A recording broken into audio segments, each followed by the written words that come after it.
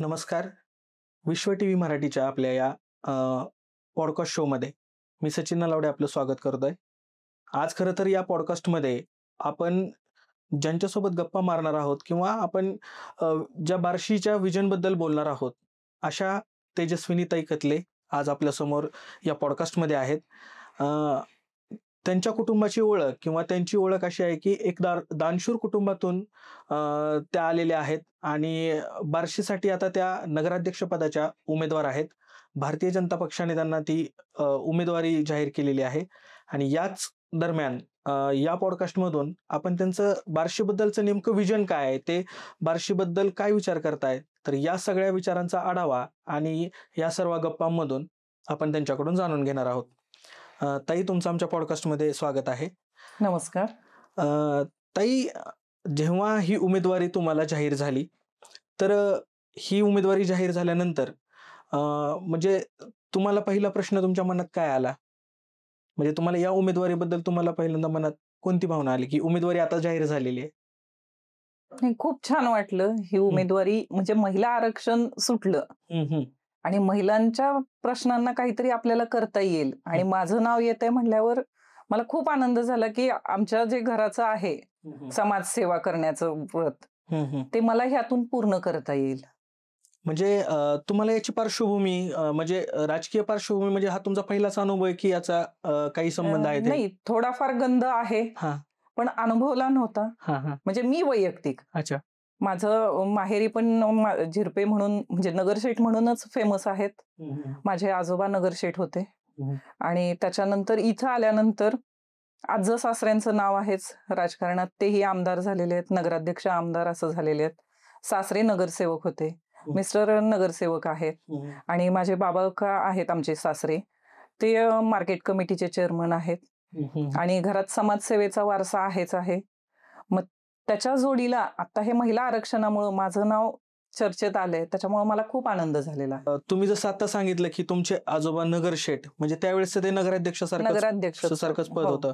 म्हणजे तुमचा त्यांच्या बरोबर काही सहवास तुम्हाला आठवत असेल सगळ्या राजकीय नाही, गोष्टी? मला तो नाही. मिळालेला नाही. पण तुमच्या घरात तो वारसा वारसा आहे. आहे. आणि हा वारसा आता तिथं पुढं कोणी चालवतंय की समाजसेवेचा? तिथं पुढं असं राजकारणात नाही, हं, हं. पण समाजसेवेच्या हेतूनी हं, म्हणजे हं. माझे चुलते हं, हं. डॉक्टर कपिल झिरपे रुबी हॉस्पिटलला आहेत. हं, हं. मग ते त्यांच्या रुग्णसेवा हं. बरेचसे पेशंट फ्रीमध्ये ते ठेवतात, म्हणजे समाजसेवा करतायत त्यांच्या हं. मार्फत. मग तो वारसा चालू आहे. माझे वडीलही शिक्षक होते, हं, हं. म्हणजे प्राध्यापक. त्यांनी ट्युशन फ्रीमध्ये केलेले आहेत हं, हं. गरीब मुलांच्या. 10वी आणि 12वी गणित स्पेशल विषय त्यांनी 10वी-12वीच्या विद्यार्थ्यांना फ्रीमध्ये ट्युशन देऊन त्यांना अच्छा. सहकार्य केलेलं आहे. म्हणजे तो जो वारसा आहे तो समाजसेवेचा तुम्हाला वारसा चालू आहे. मग जेव्हा तुम्ही बार्शीत आल्यात, म्हणजे तुम्ही तुमच्या गावीवरनं जेव्हा लग्न झाल्यानंतर बार्शीत आलात, तरी हाही वारसा इथे पण? इथे तर भरपूर प्रमाणात आहे आणि आता अनुभवतीय पण चालू पण आहे. हं, हं, हं. तसं तिथं वडिलांच्या पर्यंतच होतं, पण ते बघून आपल्यालाही कधीतरी मिळावी ती संधी ह्याच्यात होते. हं, हं, हं. इथं आल्यानंतर मिळालंच आहे. हं, हं. भरपूर चालूच आहेत कामं. आमचं स्वतःचं मल्लिकार्जुन मंदिर आहे. त्याच्यामध्ये सगळ्या प्रकारचे म्हणजे सगळ्या जाती धर्मातले लोक येतात. हं. प्रत्येकाची सेवा केली जाते म्हणजे त्यांच्या गरजेनुसार आणि त्यांना कामही मिळतंय. हं, हं. तर दरवेळी कोणत्या ना कोणत्या उपक्रमातून कथले कुटुंबीय आपल्याला अनेक सामाजिक उपक्रमामध्ये सहभागी असल्याचं दिसतं. कथले कुटुंबियांनी बार्शीला म्हणजे एक दानशूर कुटुंब म्हणून ओळखलं जातं. त्यांनी कॅन्सरच्या पायाभरणीत जो कथले कुटुंबाचा म्हणजे जो सिंहाचा वाटा आहे, तर तो खूप म्हणजे मोठा आहे. कारण त्याचं अनेक ठिकाणी वाचायला देखील हो, आहे. अजूनही सक्रिय आहे. आपल्या बार्शीच्या कॅन्सर हॉस्पिटलच्या माध्यमातून कॅन्सर हॉस्पिटलच्या रुग्णसेवेमध्ये आमचं पूर्ण कथले कुटुंबीय सेवा करते. अजूनही सेवा चालू अजूनही आहे. सेवा चालूच आहे. हं, हं. ह्याचा मला सार्थ अभिमान आहे. नक्कीच. कॅन्सर सारख्या एवढ्या म्हणजे या अतिशय दुर्मिळ आजारावर देखील आपल्या बार्शीमध्ये उपचार होतात आणि त्याची सेवा कथले कुटुंब करतं, ही खूप अभिमानाची गोष्ट. ताई, जेव्हा सामाजिक उपक्रमांचा विषय येतो तेव्हा कथले कुटुंबांचं नाव निघतं. हो, निघतच आहे. हं. आता सांगायचं म्हणजे आत्ताच 1 महिन्याभरापूर्वीच मी एक शिवदीक्षा संस्काराचा कार्यक्रम घेतला. म्हणजे माझी इच्छा होती. माझ्या मिस्टरांचा ॲक्सिडेंट झाला आणि ते त्यातनं व्यवस्थित बरे झालेत. पण एक समाजाचं देणं म्हणून म्हणून हा कार्यक्रम एक केला होता. त्याच्यासाठी एक जगद्गुरू आणि 10 शिवाचार्य आले होते आणि तो समाजाचं देणं म्हणून जो झाला कार्यक्रम, त्याच्यात 950 लोकांनी शिवदीक्षा घेतली आणि त्याचाच आशीर्वाद म्हणून आज ह्यांची प्रकृतीही व्यवस्थित आहे आणि त्याचा निश्चितच फायदा झाला आणि एक समाजसेवा म्हणून आम्ही हे अविरत काही ना काही करत राहू. आता असाच एक प्रश्न, की तुमची अशी राजकीय चर्चा किंवा अशी काय होते का घरात, की कोणत्या अशा घडामोडीवर चर्चा होते तुमच्या घरामध्ये? वैयक्तिक मी असं नाही, पण बाकीचे आमच्या घरातले सगळे ज्येष्ठ मंडळी आहेत, त्यांची वारंवार चर्चा चालू असते. थोडंफार ऐकलं जातं. कधी निवांत असेल तर आपलं म्हणजे बोलणं होतं. चालू असतं. घरात राजकीय वातावरण, आता समाजकारण आहे तिथं राजकारण येतच आहे. नकळत जोडलं जातं. जास्त त्यात इंटरफेअर नाही, पण विषय निघतात, बोलले जाते, चर्चा होत असते. मी आता सोशल मीडियावर बघतोय की बार्शीची लाडकी बहीण म्हणून तुम्हाला सगळ्या महिलांच्या ह्याच्यावर स्टेटसवर दिसतं की बार्शीची लाडकी बहीण म्हणून सगळीकडे चर्चा आहे. तर बार्शीची लाडकी बहीण, मग त्याच्याबद्दल तुमचं काय मत आहे? म्हणजे सगळ्यांनी स्वीकारलंय का, की तुम्हाला काय वाटतं? बार्शीची लाडकी बहीण हे पद नसून बार्शीच्या जनतेने दिलेला तो माझा एक सन्मान आहे आणि निश्चितच मी त्या पात्रतेत म्हणजे त्यांचं समाधान करेल असं सगळं काम निश्चितच करेल. म्हणजे ज्या समस्या असतात प्रामुख्याने महिलांच्या बाबतीतल्या असतील किंवा शहराच्या बाबतीतल्या असतील, मग तुम्हाला असं वाटत नाही का, की आता बार्शीची लाडकी बहीण हे जेव्हा सगळीकडे बघण्यात येतं की बार्शीची लाडकी बहीण म्हणून तुम्हाला संबोधण्यात आलेलं आहे, तर ही जबाबदारी आता मोठी आहे खूप, असं तुम्हाला वाटतंय? निश्चितच मोठी आहे, पण ती माझ्या विश्वासाने, म्हणजे मी समोरच्यानी जो माझ्यावर विश्वास टाकताय लाडकी बहीण म्हणून, त्याला पात्र ठरण्यासाठी प्रयत्न नक्कीच करणार आहे. ताई, एक नगराध्यक्ष पदाच्या उमेदवार म्हणून तुम्ही पाणी पुरवठा या समस्याकडे कसं पाहताय आता, की ती सगळ्यात मोठी समस्या असते शहरातील, याकडे तुम्ही कसं पाहताय आता? पाणी प्रश्न सोडवणार म्हणजे आता सुटल्यातच जमा आहे तो. आपले महाराष्ट्राचे मुख्यमंत्री माननीय देवेंद्र फडणवीस, तसेच आपले बार्शीचे माजी आमदार आदरणीय राजाभाऊ राऊत यांच्या मार्गदर्शनाखाली उजनीपासून डायरेक्ट बार्शीला जी स्वतंत्र पाईपलाईन झालेली आहे त्याचं काम पूर्ण होत आलेलं आहे आणि बार्शीच्या जनतेला रोज पाणी मिळणार अशी सोय झालेली आहे. त्याच्यावरून आमची एक टॅगलाईन झालेली आहे, नवीन पाईपलाईन दररोज पाणी. नवीन पाईपलाईन दररोज पाणी या टॅगलाईन खाली तुम्ही थोडक्यात काम करताय आता. हो. आणि तुम्हाला वाटतं की हे आता यशस्वी होणार आहे? यशस्वी झालेलं आहे, थोडंसंच बाकी आहे, ते पूर्ण होणारच आहे. एक महिला म्हणून मी तुम्हाला प्रश्न विचारतो की सगळ्यात मोठा प्रश्न असतो हा पाणी प्रश्न, त्याच्यानंतर येतो स्वच्छता, आरोग्य. या सगळ्या प्रश्नाला तुम्ही देखील या प्रश्नाला सोडवण्यासाठी काय काय उपाययोजना करणार आहात? महिलांचे प्रश्न तर रोजचे आहेतच. ते कुठल्याही सरकारी क्षेत्रात जाओ, कोर्ट असो, नगरपालिका असो, तिथे स्पेशली महिलांना जो प्रश्न पडतो, चौकशी कक्ष, कुठलाही अर्ज फॉर्म भरायचा असेल तिथे एक स्पेशल व्यवस्था करू की जेणेकरून त्यांना प्रश्न पडू नये, आपण कुठं विचारायचं, काय करायचं. कारण एक महिला जेव्हा बार्शीतनं नगराध्यक्ष पदासाठी महिला उमेदवार येते, तेव्हा महिलांचं नक्कीच अपेक्षा वाढणार आहेत की त्यांची कामं किमान सहज व्हावी यासाठी ते तुमच्याकडे पाहणार आहेत. त्यामुळे तुम्ही जसं म्हणलात की तक्रार निवारण कक्ष असेल महिलांसाठी, तर तो तक्रार निवारण कक्ष तयार करणारच आहोत आणि 24 तास मी त्यांच्यासाठी उपलब्ध राहील. त्यांच्या काही समस्या असतील म्हणजे ते तुम्हाला कधी फोन करतील कोणत्याही समस्येसाठी? नक्कीच. त्याची सोय आम्ही करून ठेवूच. म्हणजे ते तुम्ही 24 तास जनतेसाठी उपलब्ध नक्कीच असणार आहे.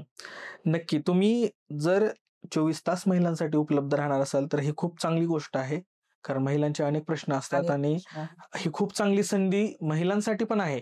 म्हणजे फक्त ही संधी नगराध्यक्ष पदासाठी अजिबात नाहीये.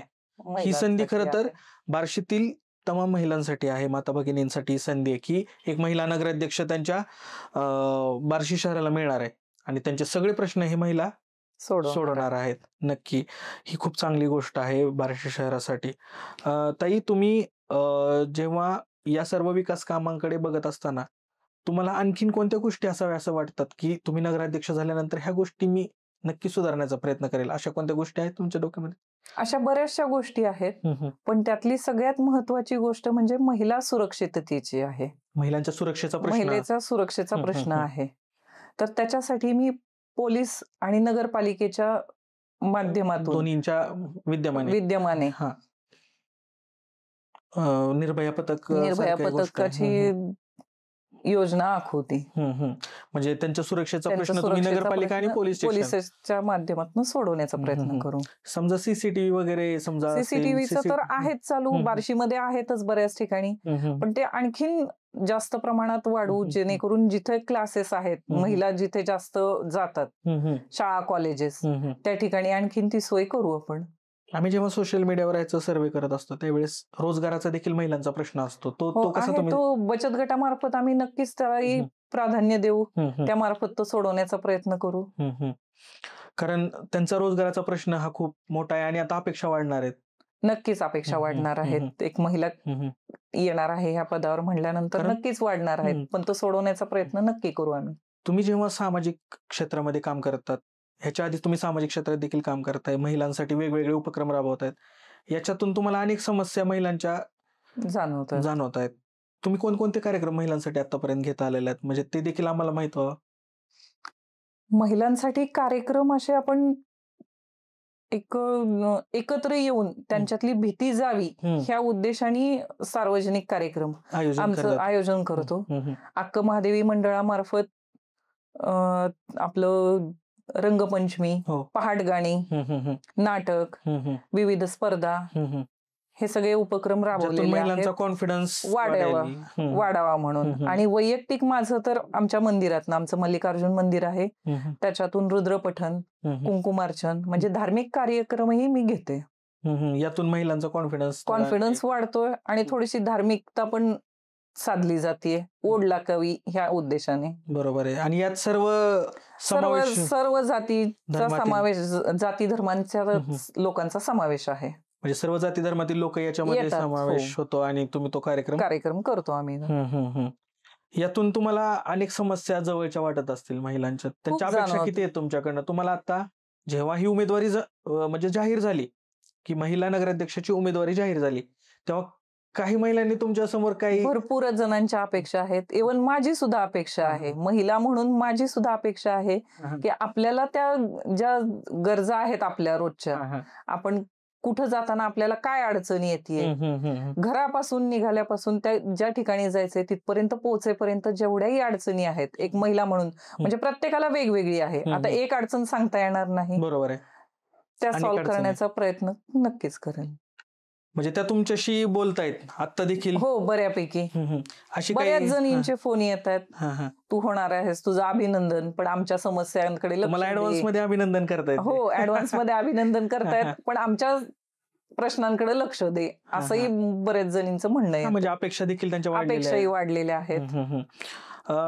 याच दरम्यान जेव्हा आपण विकास कामांचा मुद्दा येतो, स्वच्छतेचा मुद्दा येतो, तर ही स्वच्छता सगळ्यात महत्वाची गोष्ट शहरासाठी असते.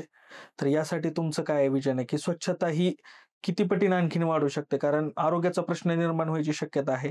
तर आता देखील जी स्वच्छता आहे त्याच्यात आणखीन नक्कीच आता आहे स्वच्छतेचं जे काम चालू आहे, म्हणजे रेग्युलर जी घंटागाडी येते, झाडलोट वगैरे, ते सगळं बऱ्यापैकी होतंय, पण त्यात आणखीन थोडंसं लक्ष घालून रेग्युलर मध्ये ते कामं करून घेण्याचा प्रयत्न नक्कीच असेल. म्हणजे तुम्ही एवढं कॉन्फिडेंटली सांगतात सगळ्या गोष्टी, जेव्हा की मी महिलांसाठी 24 तास त्यांच्यासाठी तुम्ही उपलब्ध आहात, किंवा बार्शीतील सगळ्या जनतेसाठी तुम्ही स्वतः उपलब्ध असणार आहात का त्यांच्या समस्या सोडवण्यासाठी. याच दरम्यान नगरपालिकेतील अनेक गोष्टी असतात, नगरपालिकेशी रिलेटेड प्रत्येक व्यक्तीचा संबंध नगरपालिकेशी जोडलेला जातो. जेव्हा एक माणूस अपेक्षा घेऊन येतो, किंवा तुम्ही जेव्हा नगराध्यक्ष जे दुसरे होते याच्या आधी त्यांच्याकडनं जशा एक सामान्य नागरिक म्हणून तुमच्या अपेक्षा असतात, त्यामुळे तुम्हाला कितपत यात वाटतं की आता ह्या समस्या मला प्रामुख्याने सोडवायच्यात? अशा 3 समस्या कोणत्या? ह्यातल्या प्रामुख्याने सोडवायच्या समस्या म्हणजे आपल्या रोजच्या दैनंदिन जीवनातल्याच आहेत.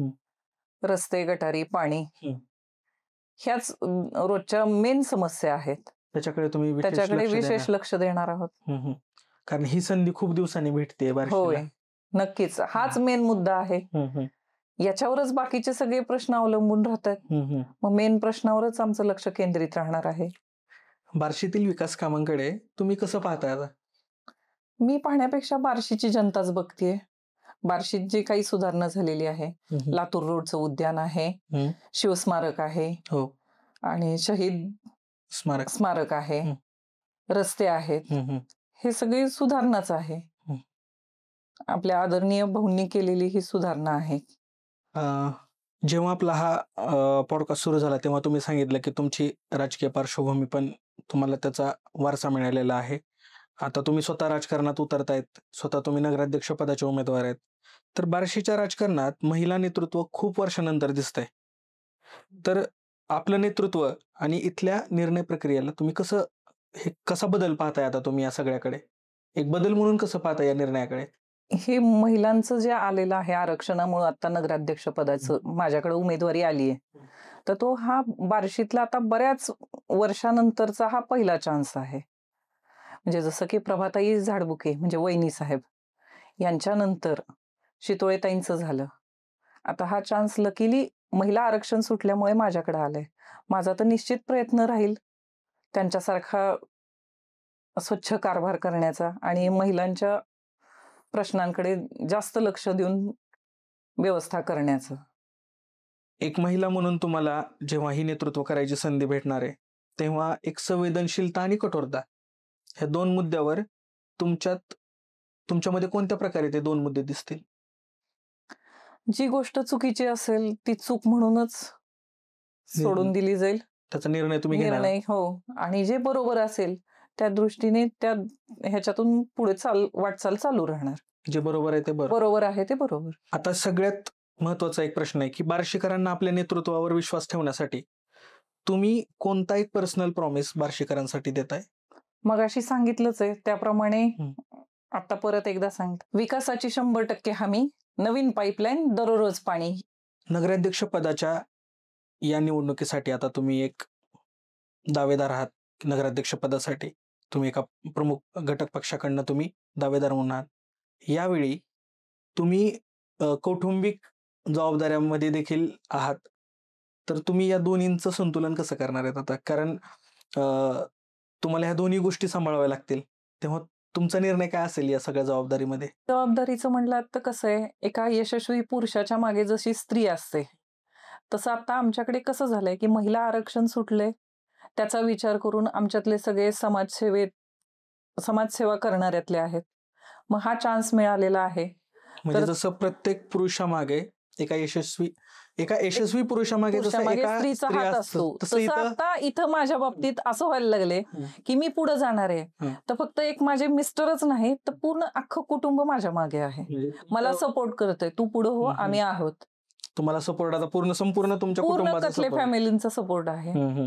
सगळे तेवढ्या जोमानेच मला साथ देत आहेत आणि तुम्हाला ह्या सगळ्या जबाबदारीमध्ये ते देखील स्वतः हातभार लावतायत. निश्चितच धन्यवाद. माझा तुम्ही परिचय घेतलात, पण यामार्फतच मी जनतेसाठी एक आव्हान करते. मला आणि आमच्या महायुतीच्या उमेदवारांना आपली सर्वांची सेवा करण्याची एक संधी द्यावीत. धन्यवाद. महायुतीच्या उमेदवार तेजस्विनीताई कथले यांच्यासोबत आपण आज गप्पा मारल्या, त्यांच्यासोबत बातचीत केली.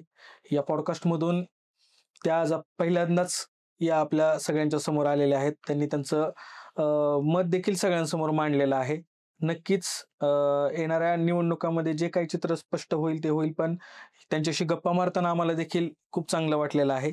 ताई, तुम्ही आमच्या पॉडकास्टमध्ये आलात आणि आमच्याशी तुम्ही गप्पा मारल्यात आणि यातून अनेक महिलांबद्दलचे प्रश्न असतील किंवा त्यांच्या ज्या समस्या आहेत तुम्ही समजून सांगितल्यात सगळ्यांसाठी की त्या समस्या सोडवण्यासाठी तुम्ही देखील कटिबद्ध आहात हे दिसतंय. धन्यवाद ताई, तुम्ही आमच्या चॅनलवर आल्यात याबद्दल. नमस्कार. तुमचं खरंच धन्यवाद.